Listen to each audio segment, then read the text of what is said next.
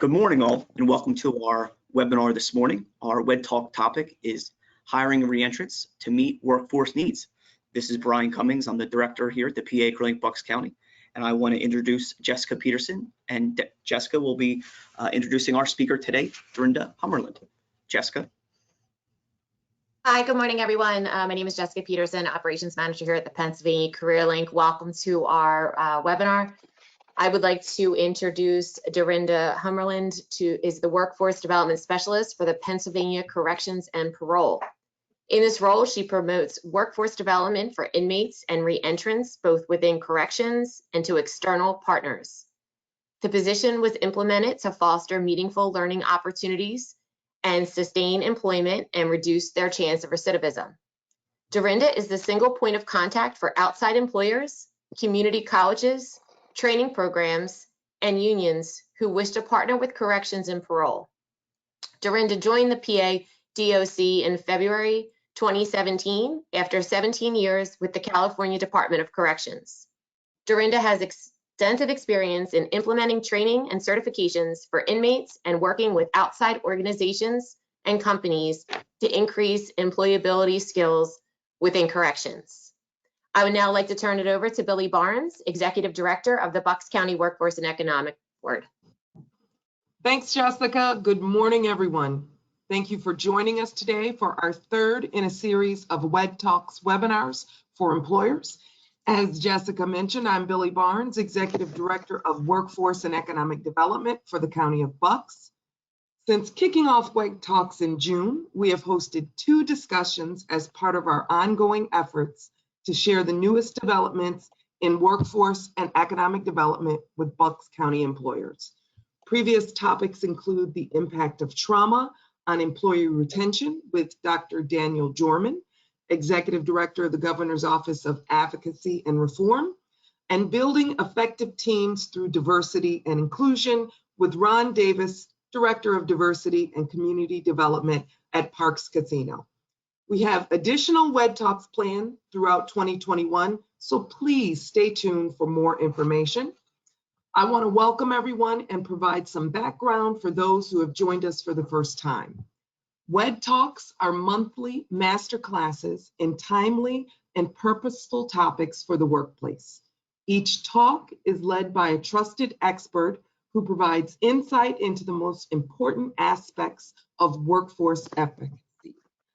I hope you learned something new today and hopefully gain a fresh perspective or maybe get inspired to put these best practices into action where you work.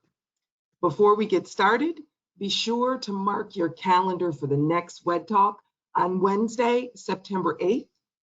George Little, Executive Deputy Secretary for Community Corrections and Reentry for the Pennsylvania Department of Corrections, will discuss reentrant employment policies and how employers can benefit from incentives. A registration link will arrive in your inbox soon. So today I am very pleased and excited to introduce our WED Talks presenter, Dorenda Hamerlund. Dorenda, good morning and welcome, and thank you for leading our WED Talk discussion this morning. Good morning. Thank you, Billy. Thank you, everybody, for having me today. It is Wednesday morning, and so I'm glad to have people to hear about the benefits of hiring reentrants today. I'm excited to hear that EDS Little will be on your guys' next TED Talk. He's actually my boss, and he is very passionate about this topic also, and what we do for Department of Corrections and Parole. So you guys are in for a treat. So hopefully you guys will sign up for that one also. So want to go through and give you guys some background a little bit on what we do inside Corrections and Parole. I work for the State Department of Corrections. So everything that I'm going to touch on today and talk about is for the state parole, probation, and state inmates. County and federal are something completely different. So if you have questions about that, I can maybe put you in contact with some local county officials if you need to for county jails, but I will specifically be talking about our state facilities today. So I want everybody to take a quick moment and think about somebody doing time. What images come to mind when you think of that? How do you think that they spend their days? What type of person do you imagine? You know, everybody's watch TV shows, movies. You've got Shawshank Redemption, you've got Orange is the New Black, Wentworth, things like that. So everybody's got some sort of image in their mind. So sometimes these are some of the images that come to mind when we think about people doing time or people in prison. You think about gangs, exercising, that's all they do. Inmates, that's all they do. They just exercise all day long. You know, some of them are just hanging out in their cells, playing cards, hanging out with their cellie. And then sometimes we also think about those notorious ones like Charles Manson, or some other notorious, you know, felons who, you know, when you think about prison, that's what you think about. So this is actually realities. Now, some of this does happen inside the prisons. I don't want to sugarcoat and have rose-colored glasses. As my bio said, I have been doing corrections for over 20 years. And I do know that these things do happen inside prisons. So I'm not to say that they don't, but I want to give you guys a look into the other side of prison. So in reality, we actually offer educational opportunities, we offer reentry opportunities, and some employment opportunities for these inmates to get ready for release. So that's what I want to share with you guys today. So we do have a couple goals. We have one goal inside prison, which is to ensure that inmates are job ready prior to release. And then we have another goal outside, and that's assisting employers like yourself with workforce needs and to show you guys the benefit of hiring this untapped population. It truly is an untapped population. So here's a little bit of overview. As I mentioned, I handle state correctional institutions. I'm not talking about federal or county at all. So we have 24 state correctional institutions, or SCIs, throughout the Commonwealth.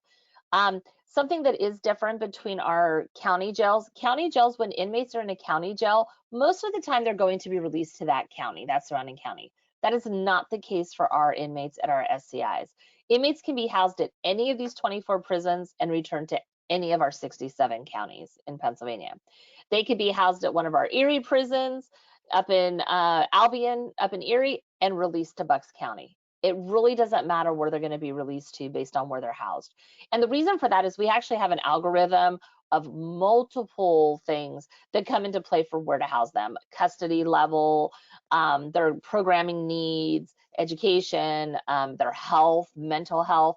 So there's a lot of things that come into play with that. So even though people might be coming to Bucks County and they would love to be in Phoenix or Chester, that's just not always possible. They may be at one of our other facilities. So I just like to give everybody that perspective, that with that, we try to standardize a lot of what we do inside our prisons because we are dealing with people from all 67 counties. As of June, we have approximately 37,000 inmates currently incarcerated inside our prisons. That's actually down quite a bit since pre-COVID. So we are seeing a decrease in the prison population. So we went out and we talked to employers and we said, you know, hey, what do you guys want from entry-level applicants? And you as employers are probably like, yep, this is exactly what we're looking for. This is not new things for you. Well, they were new for us. And we wanted to look at what we were doing inside the prison to get inmates job ready and to get them to what employers say that they want. So 3 things employers said that they wanted. One was career awareness. What do you actually have to do in an industry?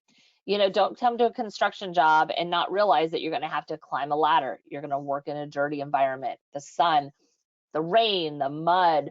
That's what construction is. And I was really surprised to hear that that actually happens a lot in construction, that people don't know that. I've never worked in construction, but I knew that. So that was something that employers really said they wanted, a little bit of career awareness. The second thing was some hands-on experience. Know the difference between a wrench and a hammer. Little bit of hands-on, just get your hands in that job. And the third thing that we hear quite a lot is actually soft skills and career readiness skills. How to properly quit a job, how to work well with others, how to call off work, how to deal with conflict on a job site. So those are the 3 things that employers said that they want. So we did a little tweaking inside the prisons and we addressed these concerns that you guys had. So the first thing was, you know, understanding exactly what career awareness, pretty much. So inside each of our prisons, we have schools. We've got principals, guidance counselors, we have adult basic education teachers, GED teachers, special ed teachers. that give the opportunity for inmates to get their high school diploma or their GED while they're incarcerated. The next thing we do is we also have vocational programs. We have 28 different vocational programs inside our prisons. I want to repeat that, 28 different ones. Now, with that, due to staffing and capacity, we don't have the ability to offer all 28 at every one of our prisons. So each prison has anywhere from 1 to 3 or 4 of the programs. But these are vocational programs that inmates are getting those skills to help them get ahead and get them job ready. You know, some of the big ones that are on here is welding. Welding's huge. And then we've got barbershop, cosmetology, electronics. You know, we've got plumbing, HVAC, carpentry. So we have a number of them here. Then here's the great thing. They're not just going through the program and coming out with a certificate that says, hey, I went through a prison program. No, they're actually getting nationally accredited certifications with each of these. So for example, if they're going through the welding program, they're actually getting AWS, the American Welding Society certifications. If they go through our warehousing programs, they're actually getting forklift certified and Material Handlers of America certification. If they go through our culinary program, they're getting ServSafe food handler and manager, and some NOCTI certifications in as a baker, I believe, and some other ones. Some of them are getting OSHA 10, some are OSHA 30. So we have a variety of nationally accredited certifications. So you've got somebody that's going through the programs and a certification. So that's a huge win for you as an employer. You've got somebody that is already certified. So to address the issue that you guys had or that employers had come up with about career awareness, we created a course called Pathway to Success. So what this does is it's an 11 module, 60-hour class or one semester. It starts with, what do you want to be whenever you grow up? So any inmate that is getting their GED, high school diploma, or going into a vocational program goes through this class first. We want to make sure we're getting the right butts in the right seats in the right classes. So Unit 1, ONED interest assessment. What do you want to be? Everybody has gone through something similar before. The ASVAB for the military in 8th grade, 11th grade, you've taken some sort of an assessment that says, I like to work in tight spaces. I like to work alone. I like to write books, you know, things like that. And then they come up and they tell you, hey, these jobs would be great based on your interests. That is what we do in this class. And then they build on it. Once they get their interest down, now they can say, okay, now I know what kind of career I'm looking for, not just a job, but a career. And they create a plan. What can they do while they're still incarcerated to get to that plan? And then what do they need to do when they're released to achieve that plan? I like to bring this up also, that if any community providers, training providers are out there and are interested at all in seeing the curriculum, it was paid for with the U.S. Department of Education grant funds. So we do share this curriculum. If anybody is interested in seeing it, put something in the chat, email me at the end, and I can send it to you guys. So the second thing that, that employers said that they were looking for is a little bit of hands-on experience. So what we do is inmates have the opportunity for inmate employment while they're incarcerated. If they've gone through one of our vocational programs, we want to get them working in that vocation inside the prison.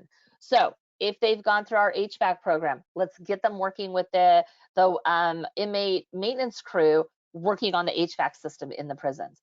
If they've gone through our warehousing program and now are forklift certified, let's get them working on our warehouse next to staff. Let's get them in our commissary, which is a huge distribution center, getting all of those skills and knowledge that employers were looking for in that hands-on experience. So not only now do they have a certification, they're actually putting it to use and working and getting those hands-on skills that employers were so desperately hoping for. So this is a list of what we call our correctional industries inside our prisons. So in addition to regular inmate employment, you know, inmates are the workers of the prison. The prisons are like little cities. Somebody has to do the cleaning, the cooking, the landscaping, the maintenance. We have inmates that do that alongside staff, and they're part of that inmate employment. This list is our correctional industries. These are separate employment opportunities. These are like little factories that we have. We have laundry facilities. We have wood furniture products. We have a metal products. Up in Cambridge Springs, our females, actually, we have an optical lab. So they're actually doing glasses and putting them together, grinding down the lenses and everything. Up in SCI Forest, we do wheel and snowplow refurbishing. That's actually for PennDOT, that we work on the snowplows to get them ready for winter. So these are some great opportunities also to see that they're getting those hands-on skills. So the other opportunity that we have inside the prison is our reentry. We have reentry service offices in each of our 24 prisons. So these offices give inmates the opportunity to find out what is available prior to release in the area that they're going to be released to. Remember how I said we don't know where they're going to go to, so we need to know something about all 67 counties. So that is where our reentry staff come in handy. Inmates come in 12 to 18 months prior to release to the RSOs, or the reentry service offices. They can participate in workshops and groups. They can actually get on our inmate computers there that have a list of standardized websites that they can access. One of them happens to be the local PA Career Link. They can get on 30 days prior to release and register for a PA Career Link account, start building that resume. They can start looking for jobs. We do not allow them to apply for jobs, but we do let them start looking for jobs so they can know what's available prior to release. We also, inside those RSOs, we do invite speakers, outside speakers, to come in and do workshops and groups. So if somebody has a program or something that you think would be beneficial, let me know and I can give you that information. We also partner with our education department each year and do reentry fairs. And that is an opportunity for employers and community providers to come into the prisons, and we do a job fair. Everybody gets a table, inmates come through, and they can find out about your program. Due to COVID, in June, we did a virtual one. So thank you to anybody that participated, employer or community provider that participated in that. We had over, I think, 300 inmates participate, I believe. It might be even more than that. I'm not really 100% sure, because that seems kind of low for a week-long event. But we had a lot of inmates participate, and they were able to find out what's available in their communities that they're going to be released to. The other things I want to point out is parole. So once an inmate gets out of prison, they have a couple different ways. If they're out on parole, they're either going to an approved home plan or they're going to one of our community correctional centers, or a halfway house. Right now, we have about 40,000 reentrants on parole through all 67 counties. And as of June, this is really important. I want employers. We have 9,100 reentrants that are currently on parole, able to work, that are currently unemployed. This does not count those that are on Social Security or unable to work for other reasons. These are able-bodied, able to work. 9,100 that are able to work, that are waiting for jobs. So I'd like to put that out there because a lot of people think, oh, well, maybe there's really not a lot or something. No, 9,100. And part of their parole conditions is to be actively looking for employment. They should be looking for employment. So let's talk a little bit about what's available to you as an employer, or what's out there for reentrants, for support, if you would. So we have community reentry parole agents, or CRPAs. What they do are they're boots on the ground parole agents that are there to assist the reentrant. They do not carry a normal caseload. That's the field agents. The field agents, they're the ones that are drug testing them. They're the ones that are making sure they're following the parole conditions, paying their fees. The community reentry parole agents, they're there to really help them with any other needs that they have. Do they need housing needs? Do they need help with drug and alcohol? Do they need help, drug and alcohol, support? Do they need help with family reunification? Do they need help with education? Do they need help with employment, transportation, all of that? The community reentry parole agent, like I said, is boots on the ground. Every community does have one. So if you are not familiar with yours, let me know and I can get you in contact with them. They are fantastic, and they truly are some of the most dedicated staff that we have. They truly love their job. They are dedicated to helping these reentrants. The CRPAs do meet with every single inmate that gets out of prison onto parole. They do an orientation to explain to them what their role is and how to get in contact with them. So if you as an employer would like that connection, or as a community provider to get that connection with your local CRPA, let me know and I can make that connection for you. Some of you may already know who that is because maybe you're already working with them. So let's talk a little bit about some benefits of hiring reentrants. I've talked about, hey, you can have a skilled worker. You can have somebody that has that hands-on experience. We are teaching them those soft skills while doing that and having them in that inmate employment role, teaching them those soft skills along the way. They're working, they are actually a thing. Here's the one thing before I move on. All three of those things that I told you that are available inside the prisons are completely voluntary. We cannot make them go to school. We cannot make them work. We cannot make them participate in the reentry service office. So if any of those inmates have come out and have participated, know that they voluntarily did that. They actually made the effort to do that and participate. So that's huge. Just know that that is somebody that is determined and took that initiative to do it. So some of the benefits of hiring a reentrant, there's fiscal benefits. If you're not familiar with it, there's a work opportunity tax credit that you can apply for. There's federal bonding that's available.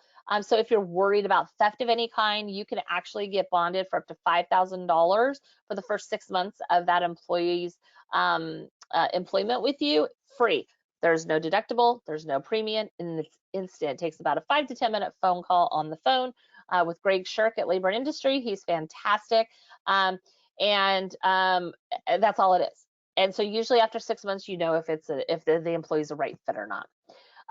The work opportunity tax credit is a little bit more complicated and convoluted. I am really not 100% sure of all the ins and outs of that. I think it's up to $1,200 a year. And it's for I think if you hire somebody in the first year after their release. Don't quote me on that. I do have a flyer on that, a one-pager. If anybody is interested in that and some links, let me know. Some other great supports, not just fiscal supports, but you have emotional support. In addition to that community reentry parole agent, you have the field agent. That is a fantastic source of support. You know that if you're hiring a parolee, they're already getting drug tested regularly. Awesome. You know that they need the job because that's part of their parole conditions. They need to be paying fines and any of their fees, and they need to be working. And thirdly, the parole agent is there to help if there's any issues that come up. I do not ask you guys to treat reentrants any different at all than other employers and other employees. It is a real world working environment. They need to be treated as such. However, if there's any issues, maybe look to the parole agent for some support if you need a little bit of support. If somebody's showing up late, if they say, hey, I couldn't come to work because I had to meet with my agent, and you want to call and verify that, work with that agent. And if you need to know who anybody's agents are, reach out to me. I can get you that information also. And as I mentioned before at the beginning of this, was the biggest benefit is you're getting an experienced and trained worker for exactly what you're looking for. And some of them are the most dedicated. Flagler Force is one of our public community partners that we publicize that we do business with. They are a fantastic second chance employer. And Jen Strobel, who is the vice president of HR for Flagler Force, says it best. She's like, you know what? They are some of the most dedicated people that they ever have seen. They welcome the chance that you've given them, so they're not going to want to leave. Retention is high with the reentrant population. You will have them for a long time, which is great for your company. They can move up in the company. They can help train others. They can show you that, it's a really good opportunity. And as Jen always says from Flagler Force, she's like, it's a business need. It's not charity. It's a business need. Flagler Force had a business need, and they reached out to see if this was possible. And they've been so happy with the results so far. And if anybody is interested in hearing more about Jen's presentation, on our public website, which I do have linked in the slides coming up, you can see a couple of our presentations we've done together, and you can hear from Flagler Force directly from the employer perspective on the benefits and what they've found helpful. So here's a little bit of unemployment numbers, probably not saying anything you guys don't already know. The national unemployment rate in June was 5.9%. Pennsylvania is 6.9%. We rank 41 in the state out of 50. That's not good. The higher the number, the higher the unemployment. That would be great if we can get it down. And if you're an employer right now, you know this. You're feeling this in your work and in your shops right now. So, and as I said, we have 9,100 that are ready to work, able to work in the state. So, think of that and just help, make that a possibility, and just to kind of think about using that as a talent pool. This is my contact information. I am the workforce development specialist. And if anybody wants more information, some other links or some resources, this is a website. It's on our Department of Corrections site. And then one of the things I want to mention is exactly specifically what I do. I wanted to give you guys all the good stuff as far as what's available inside the prisons and getting the skilled workforce. So then what is it for you guys? How can I help you? Well, what I do is I educate the public and employers, Commonwealth agencies, community providers on what we do, just like I just did.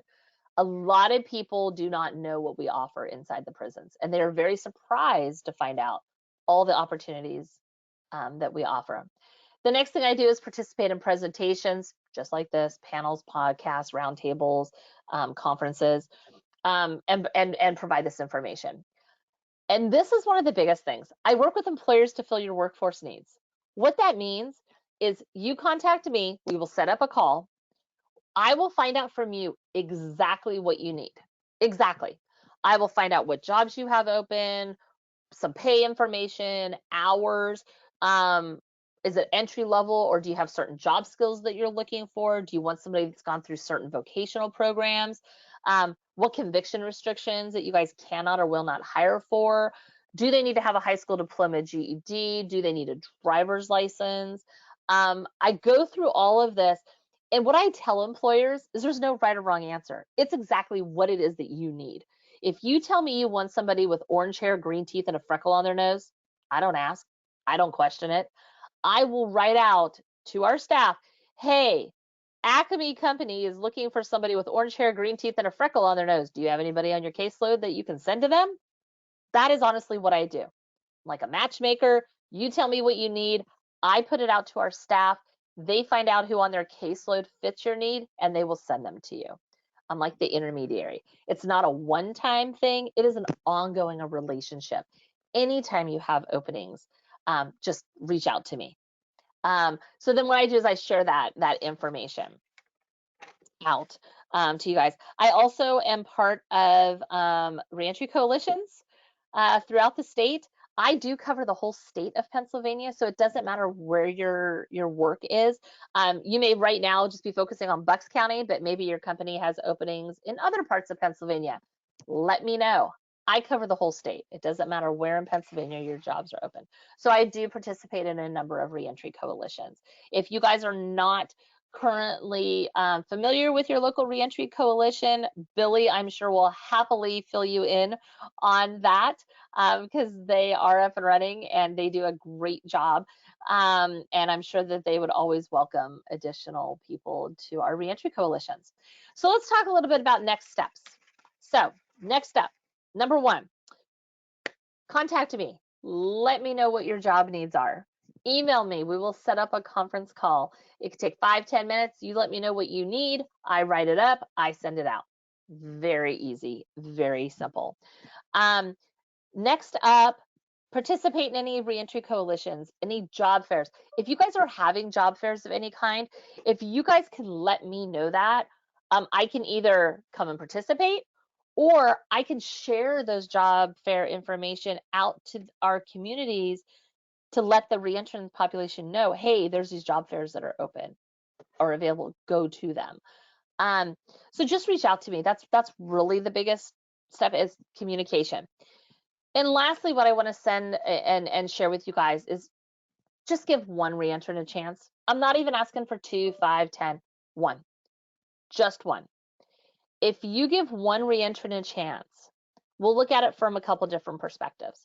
One is they're most likely to be some of the longest, retained employed, person. So that's fantastic. And that's great. But you know what? They're also now going to be a productive member of society and a taxpayer. And as a taxpayer, they're going to help. And you as an employer are going to help save Pennsylvania taxpayers money. Because guess what? It costs about $45,000 a year to house an inmate. Okay, so I'm asking you to just one reentrant, just one. And if you are able to provide employment for one, and that employee stays with you for 5 years, you have saved taxpayers $225,000 just for helping keep that one out. In 10 years, $450,000. So I just like sharing that because, you know, we don't sometimes think about that, and that's something to really consider on there.